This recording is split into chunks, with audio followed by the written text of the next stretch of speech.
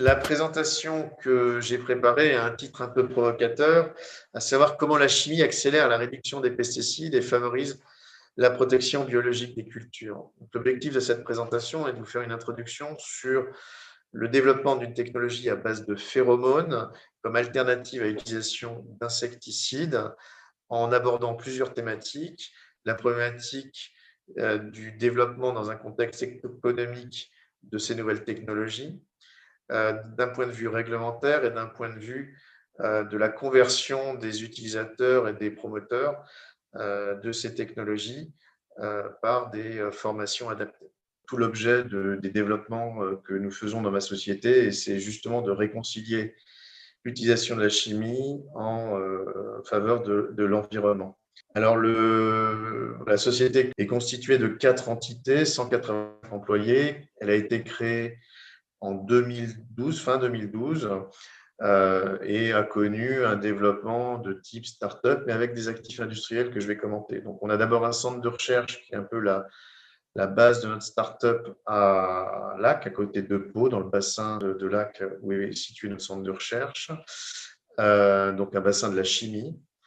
Ce centre de recherche est spécialisé dans la synthèse, l'identification et la formulation d'actifs de type phéromonaux. Ensuite, on a un centre de production industrielle dans les Bouches-du-Rhône, à côté d'Arles, en pleine Camargue, où l'on produit les actifs, alors deux types d'actifs, les actifs phéromonaux, mais aussi on a une activité pharmaceutique. Donc cette unité est contrainte par des réglementations pharmaceutiques à respecter des normes de qualité, de procédés très strictes qui garantissent une qualité de nos actifs. Et enfin, un site de production industrielle dans le sud-ouest, à côté de Cahors, sur le site de Parnac, où on fabrique et on embouteille en fait tous les produits finis à base de phéromones. Le siège social de la société est situé à Saint-Cloud, à côté de Paris. Alors, pour expliquer quelle est la mission en fait que l'on a dans notre société vis-à-vis de l'environnement, on va d'abord faire un état des lieux sur la situation phytosanitaire en France. Et pour ça, j'utiliserai une étude qui a été faite en 2018 par le ministère de l'Agriculture et de l'Environnement, le ministère de l'Environnement, pardon, sur le nombre de traitements phytosanitaires dans différentes cultures arboriculture en moyenne depuis 2015, entre 2015 et 2018. Donc typiquement, on a en moyenne 35, 36 même traitements phytosanitaires sur des vergers de pommes, un peu plus d'une vingtaine sur les vergers de pêche, 12 sur les prunes, à peu près pareil sur les abricots, et les cerises, c'est 10 traitements phytosanitaires. Parmi ces traitements sanitaires, il y a des herbicides, des insecticides et des fongicides. Tous n'ont pas le même impact sur l'environnement, évidemment, mais on voit qu'il y a un grand nombre de traitements nécessaires pour protéger les cultures. Ça dépend des régions. On a des régions, par exemple, comme l'Île-de-France, où le nombre de traitements phytosanitaires sur la pomme est de l'ordre de 25, des régions comme le Poitou-Charentes, où ça va dépasser les 50. Les conditions météorologiques, les pressions d'insectes, etc., vont modifier le nombre de traitements annuels. Mais c'est un impact lourd que cela va avoir sur l'environnement. Et une publication en 2012 montre que les nouvelles technologies insecticides qui sont utilisées lors de ces traitements sont de plus en plus pointues et toxiques pour les insectes, évidemment, mais qu'il y a un biais dans l'évaluation phytosanitaire qui est faite par les agences. Ce biais étant de considérer des problématiques à court terme au lieu de regarder des problématiques à long terme, en particulier l'accumulation d'insecticides de nouvelles générations dans les eaux et dans le sol est de plus en plus constatée, ce qui fait que les problèmes s'accumulent au fur et à mesure des saisons et induisent des problèmes de plus en plus difficiles à gérer. Alors, c'est d'autant plus renforcé que depuis une vingtaine d'années, ou trentaine d'années, on va dire, la recherche de nouvelles molécules s'est toujours orientée vers des molécules de plus en plus efficaces en termes de dose, ce qui veut dire qu'elles sont de plus en plus létales pour les insectes, puisqu'il faut de moins en moins de produits pour tuer les insectes. Juste pour vous donner un ordre de grandeur, le DDT qui a été interdit en 1972 avait une toxicité pour les abeilles de 4,10-5 grammes par abeille. L'imidaclopride, qui est un néonicotinoïde récent, qui vient juste d'être interdit en 2018 en France, est létal pour les abeilles, a une concentration de 4,10 puissance moins 9, donc 10 000 fois moins concentré que le DDT. Donc en fait, ça veut dire qu'il est 10 000 fois plus toxique que le DDT pour les abeilles, et pourtant ce produit est considéré comme plus efficace. Donc on voit bien qu'il y a depuis 20 ans, 30 ans, toute la dynamique de recherche sur des nouvelles molécules était orientée vers des molécules plus toxiques parce qu'il y avait un paradigme qui était plus toxique, plus efficace en fait. Mais le problème, c'est que l'impact sur l'environnement augmentait avec ces molécules. Alors, ce qui était aussi intéressant dans la publication que j'ai citée juste avant, c'était qu'il montrait qu'il n'y avait pas de rationnel très, très clair sur l'augmentation des productivités agricoles en fonction de l'introduction de ces nouveaux insecticides. Une étude sur les années 80 jusqu'à 2015 montre qu'on a une croissance faible de la production de blé ou d'huile de colza, alors qu'on a fait des changements d'insecticides majeurs avec des doses beaucoup plus faibles et des toxicités beaucoup plus élevées. Donc en fait, les changements de pratique d'insecticides ne correspondent pas à des gains de productivité des agriculteurs objectivement. Donc on voit qu'on est arrivé un peu au bout d'une logique d'optimisation des insecticides qui était de considérer les insecticides de plus en plus toxiques pour des gains agricoles qui n'étaient pas forcément avérés. Alors on voit sur une étude qui a été faite en 2018 par le ministère de l'Environnement l'impact sur les eaux de surface et les eaux souterraines de ces insecticides avec une accumulation de plus en plus importante de ces insecticides. Donc, il y a une étude qui est souvent faite sur la toxicité pour le consommateur, mais l'accumulation sur plusieurs années dans l'environnement n'est pas forcément une donnée obligatoire des dossiers. Or, au bout de quelques années, on mesure dans les eaux de surface ou dans les eaux souterraines des doses qui dépassent les doses autorisées dans les autorisations de mise sur le marché de ces produits-là. Et donc, du coup, on arrive vraiment à un blocage en disant, ben voilà, si on continue à utiliser ces insecticides, les eaux qui sont nécessaires pour la nourriture des insectes vont elles-mêmes devenir suffisamment toxiques pour induire un déclin des populations d'insectes naturels dans notre environnement. À ce niveau de réflexion, il était urgent de se dire comment peut-on arrêter cette course à l'échalote de molécules de plus en plus toxiques pour résoudre le problème de protection des récoltes des agriculteurs. Et la recherche de molécules plus toxiques n'était plus la solution. Donc, du coup, une des solutions qui a été envisagée depuis une quinzaine d'années, alors ça a démarré très doucement dans les années 2000 et ça prend de l'amplitude depuis les années 2015, c'est d'utiliser en fait des moyens inspirés de la nature pour lutter contre la prolifération d'insectes. La différence entre un insecticide et les méthodes naturelles, c'est que les méthodes naturelles ne vont pas éradiquer l'insecte, mais elles vont gérer une pression plutôt que de détruire une population d'insectes. Donc, ces méthodes naturelles auxquelles on fait appel le plus souvent sont des méthodes à base de phéromones et vont jouer sur la prolifération de l'insecte en utilisant principalement des phéromones sexuels. Donc, sur le transparent que je présente actuellement à l'écran, j'explique comment fonctionne une phéromone en utilisant un insecte qui a envahi récemment nos régions européennes, la pyrale du buis. Cet insecte, en fait, la femelle émet, lorsqu'elle est adulte, une molécule qui est en fait un mélange de deux molécules, le Z11 et le Z hexadécénal et le E11 hexadécénal, dans un ratio très précis, 80% du Z et 20% du E. Et ce ratio très précis va attirer le mâle vers la femelle. Une fois que le mâle a trouvé la femelle, il la féconde et la femelle peut pondre. Donc là, il y a deux messages. Le premier message, c'est que chaque espèce d'insecte va générer son code de communication à partir de molécules propres. Donc, une phéromone va induire ici un comportement d'attirance du mâle vers la femelle. Un autre insecte aura une autre phéromone pour exactement la même fonction. Et donc, on va pouvoir jouer sur ces molécules pour contrôler précisément une population d'insectes précise.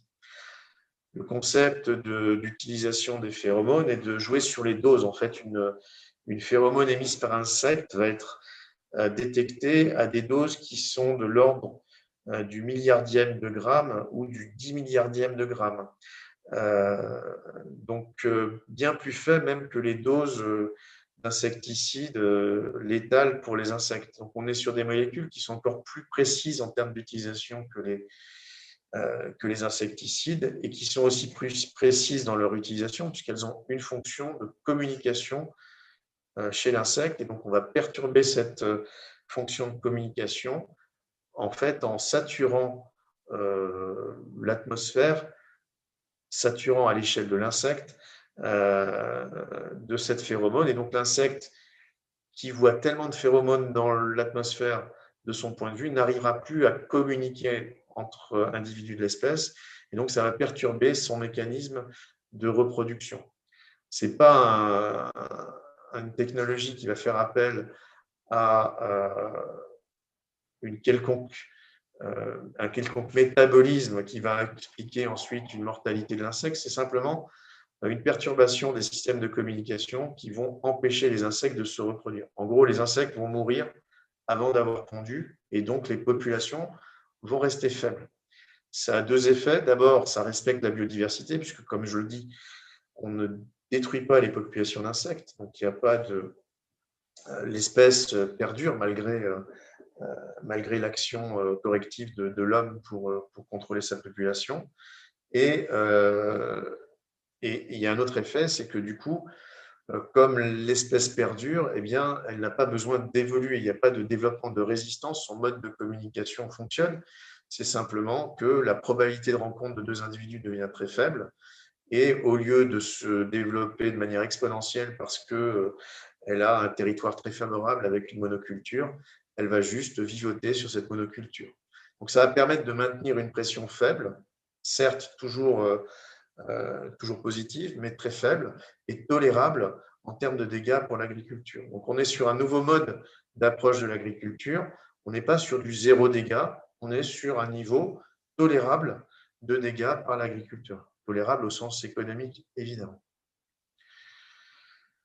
Alors, pour donner quelques exemples de développement de ces molécules et de leur utilisation, bien, je vais choisir un exemple qui est lié à la vigne, qui est quand même une culture très présente en France. Il y a 700 000 hectares de vignobles en France, avec un nombre de traitements par an qui varie entre 15 et 25 selon les régions. Les insectes qui vont être des insectes principaux pour le viticulteur, ce sont les vers de la grappe. Il y en a deux sortes en fonction qu'on est dans le nord de la France ou dans le sud. Celui dont je vais parler, c'est celui qui est plutôt présent dans le sud de la France et de l'Europe, qui s'appelle l'Eudémis. Son nom latin, c'est Lobesia botrana. On le connaît souvent sous le vocable Lobesia. La phéromone, c'est une molécule très précise. La moindre impureté peut détruire sa propriété de communication pour les insectes. Et donc, forcément, sa synthèse artificielle, par des moyens chimiques ou des moyens biochimiques, va nécessiter des mesures très particulières qui font que ces molécules sont chères.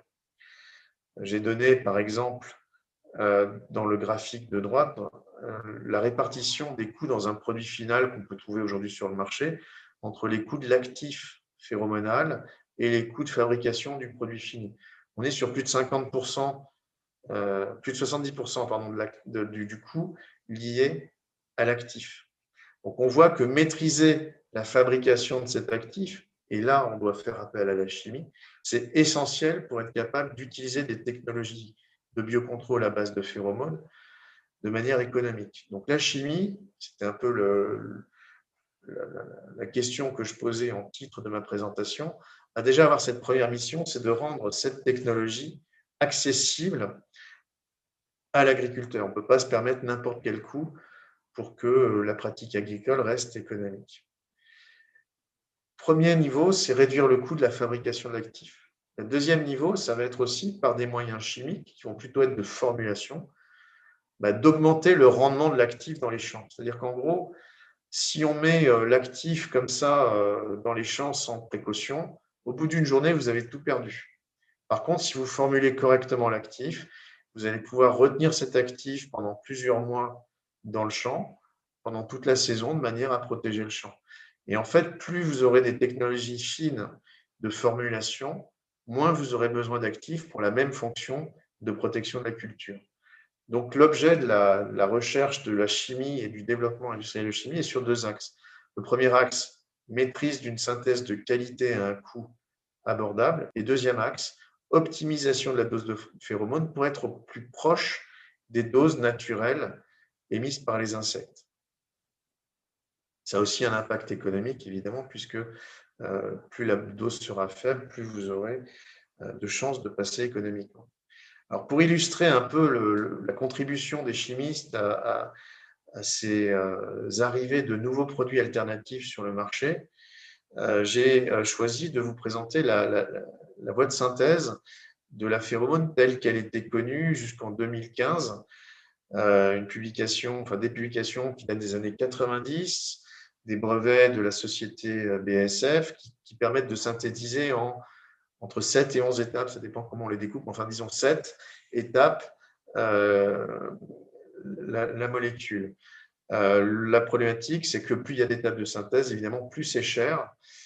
Et ces technologies-là, à moins de sous-traiter massivement dans des produits à très faible coût et donc avec des problématiques environnementales, industrielles déportées, ce n'était pas possible. Donc, notre société, en fait, a investi dans les années 2015 sur le développement de nouvelles procédures de synthèse pour raccourcir le nombre d'étapes. En fait, on est passé de 7 étapes de synthèse, comme je le présente sur ce transparent, à 2 étapes de synthèse. Donc ça, c'est quelque chose qui vient d'une collaboration, une collaboration avec l'université, puisqu'on a travaillé avec un laboratoire de chimie Paris qui avait publié des résultats dans ce sens-là. Donc, on a repris leurs résultats, on les a développés, et puis ensuite, on a signé un partenariat avec eux.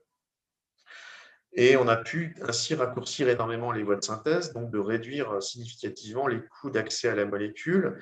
Et puis, autre action qu'on a eue, ça a été de continuer la recherche sur cette voie de synthèse et de trouver une façon de purifier la molécule de manière très, très, très efficace, puisque la voie de synthèse que je vous ai montrée initialement, ou celle-ci, conduisait à des mélanges de molécules avec un taux d'actif réel de l'ordre de 80-85%.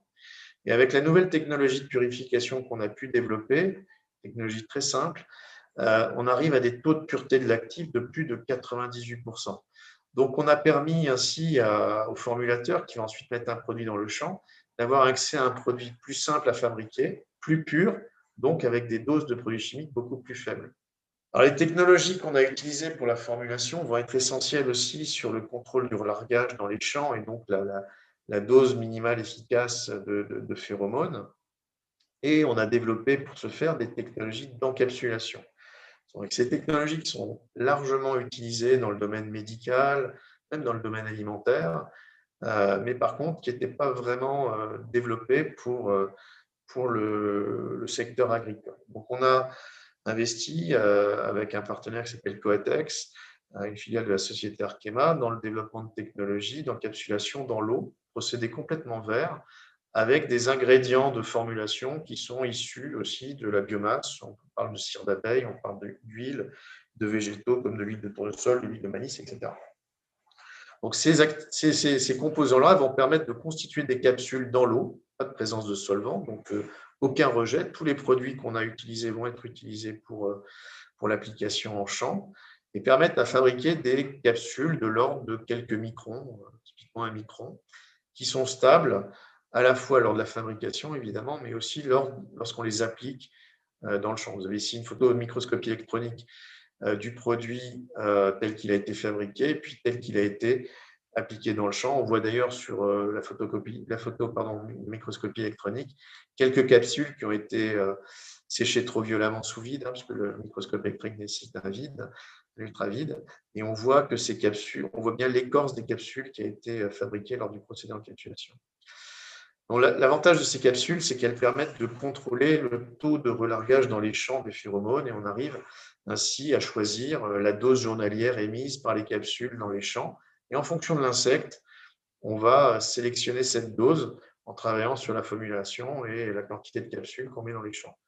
Alors, les méthodes d'application dans les champs vont être assez variées. On va pouvoir, grâce à ces technologies d'encapsulation, déposer le produit à la main ou alors déposer au moyen d'outils conventionnels tels que des pulvérisateurs classiques.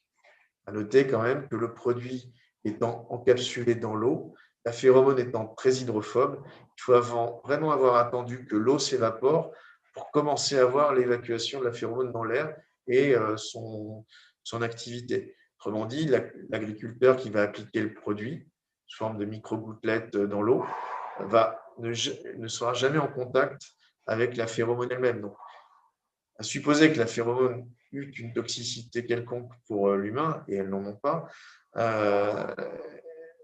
le contact de l'agriculteur avec l'actif est nul du fait de la technologie d'encapsulation. C'est un autre avantage de ces nouvelles technologies de formulation que nous avons pu développer grâce à nos spécialistes en physico-chimie.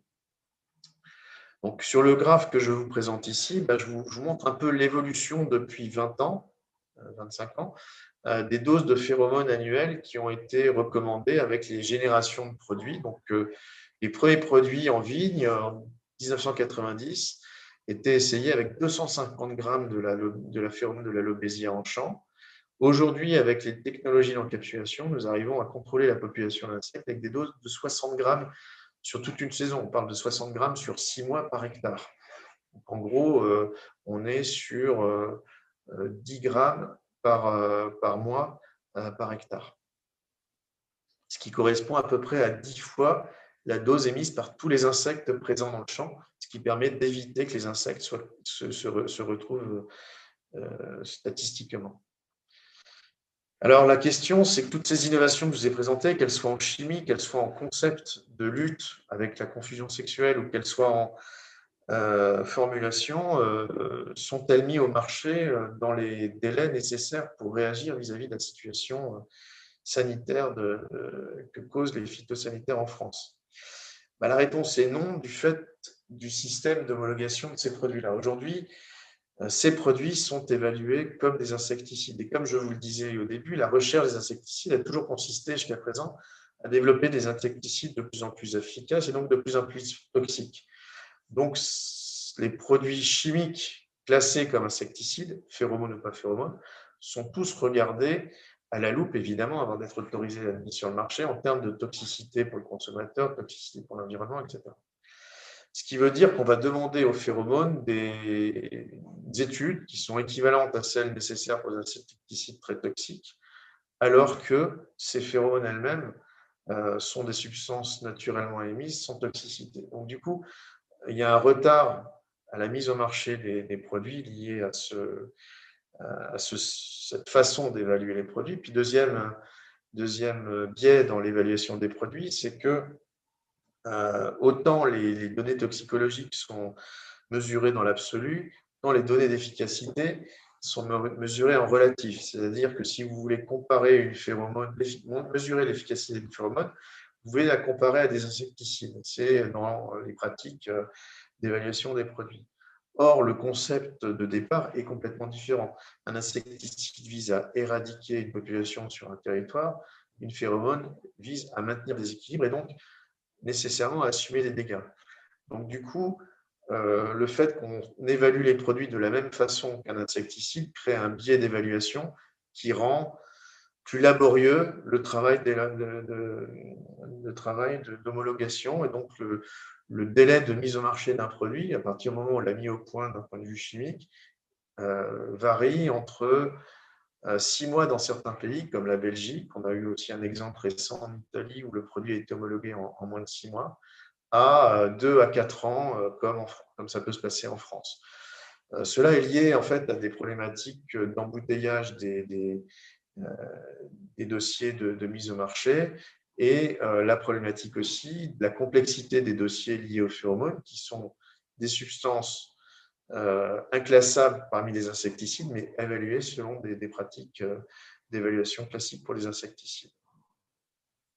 Alors, je tiens à signaler que la France a fait un premier pas dans la simplification des mises au marché des produits de biocontrôle, puisque le ministère de l'Agriculture a autorisé la mise sur le marché des produits de piégeage de masse. Donc, on attire les insectes dans des pièges et on réduit les populations par du piégeage, en l'élargissant à toute classe de phéromones récemment. C'est une démarche unique à la France. Il faudra voir comment elle s'étend aux autres pays européens.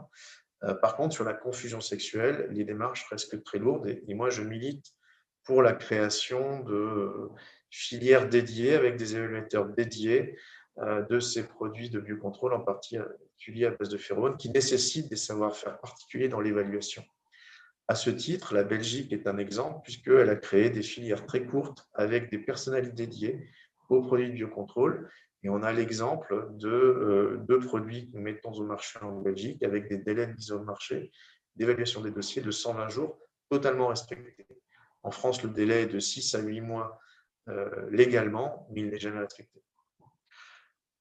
Alors, une fois que le produit est homologué, une fois que la barrière réglementée peut être surmontée, est-ce que l'adoption par les agriculteurs se fait facilement? Donc, sur ce graphe, j'ai montré un peu l'effet des optimisations que nous ont permis de faire la chimie, que ce soit en formulation ou en synthèse. En gros, on a réduit d'un facteur 2 le coût d'accès à l'agriculteur à la technologie. Donc, oui, on fait aussi tomber une barrière d'accès économique pour l'agriculteur. Par contre, les réseaux de distribution des produits phytosanitaires font qu'il y a quand même un empilement des marges et que cet empilement des marges se fait au détriment de l'agriculteur. Entre l'innovateur et l'agriculteur, il y a au moins 2 étages de marge qui font que les réductions de coûts faites par l'originateur ne sont pas forcément répercutées sur l'agriculteur. Donc, réfléchir aussi aux structures de distribution et aux marges de distribution de ces nouveaux produits de biocontrôle nous paraît être aussi un must si on veut accélérer les mises au marché de ces produits-là. Voilà, donc l'organisation de filières courtes est assez impossible en France avec des marchés très structurés pour la distribution des produits phytosanitaires. Donc en fait, les problématiques de rôle de la chimie sur l'amélioration de nos pratiques agricoles et de notre environnement sont plutôt en faveur de la chimie, puisqu'elle peut donner les clés d'un changement agroécologique. Par contre, il faut changer certaines mentalités. J'ai parlé des mentalités réglementaires, j'ai parlé des mentalités de distribution des produits. J'ai aussi à parler des mentalités des pratiques agricoles. L'agriculture en elle-même est une pratique humaine qui déséquilibre l'environnement. Quand on a de la monoculture, l'environnement est naturellement modifié par l'homme. Ce qui veut dire que l'agriculteur doit aussi apprendre à gérer ce déséquilibre qu'il a créé au moyen de technologies qui vont nécessairement induire une petite perte de rendement, mais qui auront un effet bénéfique sur le long terme en préservant le potentiel agricole des terres, ne réduisant pas la biodiversité liée à l'utilisation de produits trop toxiques. Donc, ce changement de pratique agricole doit aussi s'accompagner d'un gros effort de formation de toute la filière, depuis l'agriculture en passant par les distributeurs, les metteurs au marché, les agences d'homologation. Et c'est qu'à ce prix-là de changement des mentalités que l'impact de la science, qu'on appelle chimie aujourd'hui, pourra devenir totalement bénéfique à nos pratiques agricoles et à notre environnement, et donc aussi à notre société, puisque ça permettra une meilleure cohabitation entre agriculture et citoyens.